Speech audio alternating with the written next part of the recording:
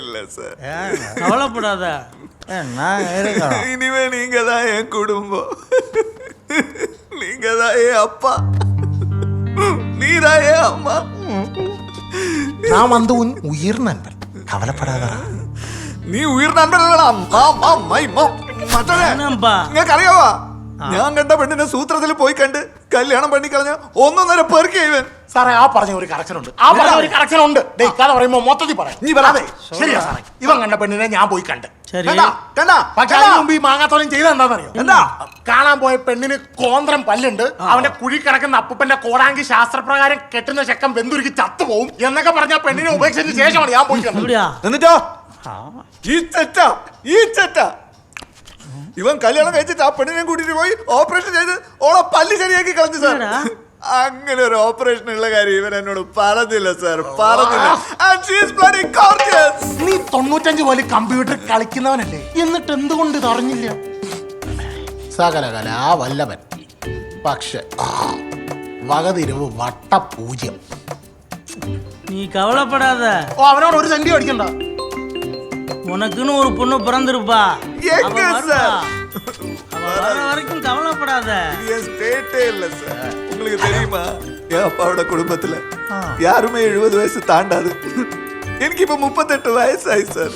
ഏതെങ്കിലും കാലത്ത് ഞാനൊരു കല്യാണം കഴിച്ചു, അതിലെങ്ങനെയെങ്കിലും എനിക്കൊരു കുട്ടി ഉണ്ടായ ആ കുട്ടിയുടെ കല്യാണം കാണാനുള്ള ഭാഗ്യം എനിക്ക് ഉണ്ടാവുക സാർ.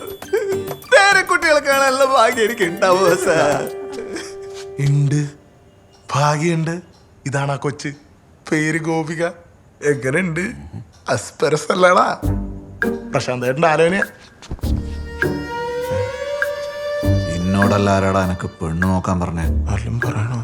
പ്രശാന്തനും കണക്കാ, ഓൻ്റെ അച്ഛൻ നാരായണനും കണക്കാ. എനക്ക് പെണ്ണ് നോക്കാനും ആണ് നോക്കാനും ഒരുത്തന്റെ ആവശ്യമില്ല. ഞാൻ ഒറ്റക്ക. മൂട് വെച്ച് സാർ, ഞാൻ തൂങ്ങ പറയാം. தம்பி இந்தாப்பா ஊருகா. താങ്ക്സ്. ഉണ്ടാക്കി കൊടു. நீ வேற. ഇതുകൊണ്ടാ തന്നെ ഇരുന്നു.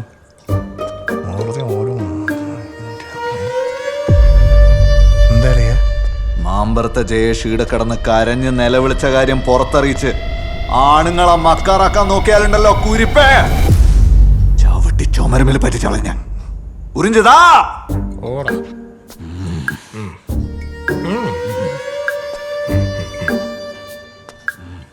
എവിടത്തെ മണ്ടാണ് ഇതിൽ നല്ലൊരു പെണ്ണെ ഓനെ എവിടുന്ന് കിട്ടാനാ?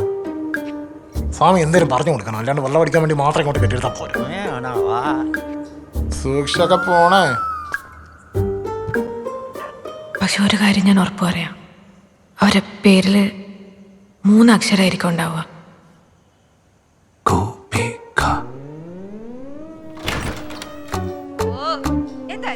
നീ എന്തിനാ തെണ്ടിക്ക് വേണ്ടി പെണ്ണാലോചിക്കാൻ നടക്കുന്നേ? തെണ്ടിയാണേലും അവനെന്റെ ചങ്കാടി, നീ അവൻ മറക്കല്ലേ. അവൻ നിന്നെ പെണ്ണ് കണ്ടതിന് ശേഷമാണ് ഞാൻ നിന്നെ കെട്ടിയത്. We don't forget that.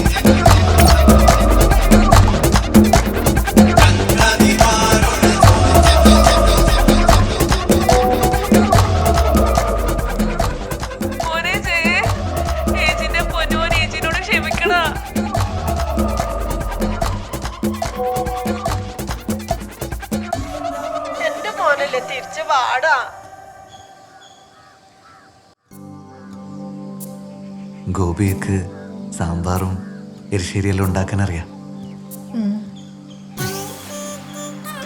എലയടാ അടാ. ഇത്രയും കാലം നമ്മുടെ ശേഷം അലഞ്ഞിരിഞ്ഞത് വെറുതെ അല്ല, എല്ലാം ഇത് വേണ്ടിട്ടാ അല്ലേ? കല്യാണം കഴിഞ്ഞ ശേഷം ജോലിക്ക് പോകാൻ താല്പര്യമുണ്ടാ? കുട്ടികളൊക്കെ ആയിക്കഴിഞ്ഞാൽ പിന്നെ ജോലിക്കൊക്കെ പോക്ക് ബുദ്ധിമുട്ടാവില്ലേ ജയശേട്ടാ? യഥാർത്ഥത്തില് ജയേഷിന്റെ ജന്മസാക്ഷാത്കാരാണ് ഈ ഒരു അതെ അതെ അതെ അതെ അതെ. എന്നും ഇതുപോലെ ചുരിദാറിലും തന്നെ ഇടുക? ആ, എനിക്ക് ഇന്ത്യൻ വസ്ത്രരീതിയോട് തന്നെയാ താല്പര്യം. രാഘവൻ നമ്പ്യാരെ നൂറ്റാണ്ടിന്റെ ഒത്തുചേരൽ ഇവിടെ നടക്കുന്നു, ശാസ്ത്രം പോലും തോറ്റു. ജയേഷ് ഇഷ്ടപ്പെട്ട നമ്മളെ കുട്ടിയെ? അല്ല പറ്റ ഇപ്പൊ തന്നെ കൊണ്ടുപോകണമെന്നാ ജയേഷിന്റെ മനസ്സിൽ. എടാ, ഇങ്ങനെ ഷോൾ ഇടുന്നു ഇത്തിരി ആള് വെക്കല്ലേ വരാൻ കിട്ടണ ഷോള് മോയന്ത് നീ നടക്ക്. എന്തെന്നാണ്? എടാ കല്യാണം കഴിഞ്ഞ ഈ പെണ്ണുങ്ങളുടെ ഒരു അരഞ്ഞാൻ കടിഞ്ഞാൻ നമ്മളെ ആണുങ്ങളെ കയ്യിലായിരിക്കണം. ഈറ്റിങ്ങളെല്ലാം എങ്ങനെ മരിക്കണമെന്ന് നീ അറിയണം. എടാ കല്യാണം കഴിഞ്ഞ എന്നും കളിഞ്ചിരി ഒന്നായിരിക്കൂല, പല പേരയിലും ചെറിയ ചെറിയ പ്രശ്നങ്ങളൊക്കെ ഉണ്ടാവും. പക്ഷേ ആദ്യത്തെ അടി പൊട്ടുന്നത് ഓളെ ഭാഗത്തുണ്ടാവുന്ന ഒരു തെറ്റുണ്ടായിരിക്കണം. ഇനി ഓള് തെറ്റൊന്നും ചെയ്യിട്ടില്ല എന്ന് വിചാരിക്കാം. നീ ഓളെ നല്ലോണം പഠിച്ചിട്ട് മനഃപൂർവ്വം നീ ഒരു പ്രശ്നം ഉണ്ടാക്കണം.